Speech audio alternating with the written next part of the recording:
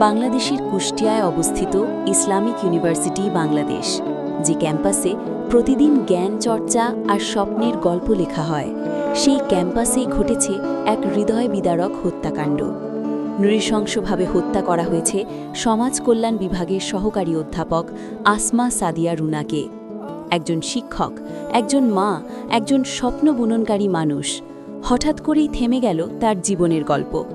কিন্তু এই ঘটনার সবচেয়ে বেদনাদায়ক দিকটা শুধু একজন শিক্ষকের মৃত্যু নয়, এর চেয়েও বড় সত্য হল 4টি নিষ্পাপ শিশু এক মুহূর্তে হারিয়ে ফেলেছে তাদের সবচেয়ে বড় আশ্রয়, তাদের মা। হ্যাঁ, আসমা সাদিয়া রুনার রয়েছে 4 জন সন্তান। সবচেয়ে ছোট শিশুটির বয়স মাত্র 1.5 বছর, যে এখনও ঠিকমতো পৃথিবীটাকেই চিনে উঠতে পারেনি।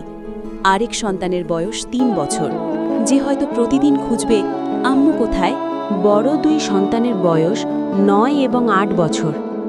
এই বয়সে শিশুরা সাধারণত স্কুলে যায়, বন্ধুদের সাথে খেলাধুলা করে, ভবিষ্যতের স্বপ্ন দেখে।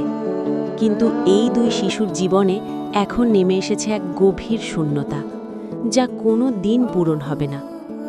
ভাবুন তো, একজন মা প্রতিদিনের মতো সকালে ঘর থেকে বের হলেন কর্মস্থলে যাওয়ার জন্য।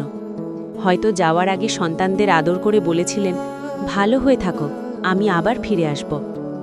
কিন্তু সেই ফেরা আর হলো না। বিশ্ববিদ্যালয়ের এক কর্মচারী তার অফিস কক্ষে ঢুকে ছুরি দিয়ে হামলা চালায়। তদন্তে জানা যায়, এই হত্যাকাণ্ডের পেছনে ছিল বদলি বা ট্রান্সফার নিয়ে দীর্ঘদিনের দ্বন্দ্ব।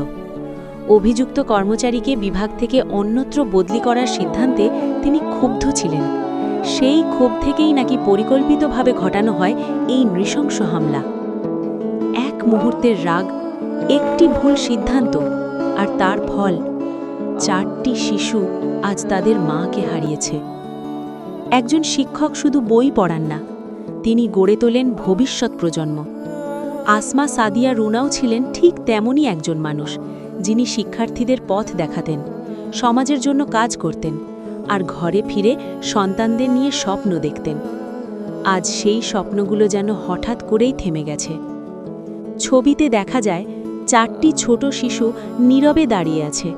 তাদের চোখে এক অজানা প্রশ্ন, তাদের মুখে নিঃশব্দ কষ্ট। তারা হয়তো এখনও পুরোটা বুঝতে পারেনি, কিন্তু সময়ের সাথে সাথে তারা বুঝবে তাদের জীবনের সবচেয়ে প্রিয় মানুষটি আর কখনো ফিরে আসবে না। একজন মায়ের শূন্যতা পৃথিবীর কোনো কিছু দিয়ে পূরণ করা যায় না। এই ঘটনা শুধু একটি পরিবারের নয়, এটি পুরো সমাজের জন্য একটি বড় সতর্কবার্তা। কারণ যখন একজন শিক্ষক নিরাপদ থাকেন না, তখন সমাজের ভবিষ্যতও নিরাপদ থাকে না।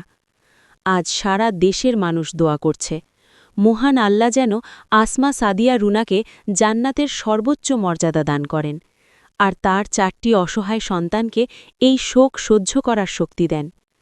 কারণ একজন মা হারানোর কষ্ট শুধু সেই সন্তানরাই বোঝে, যাদের জীবনে এই অন্ধকার নেমে এসেছে।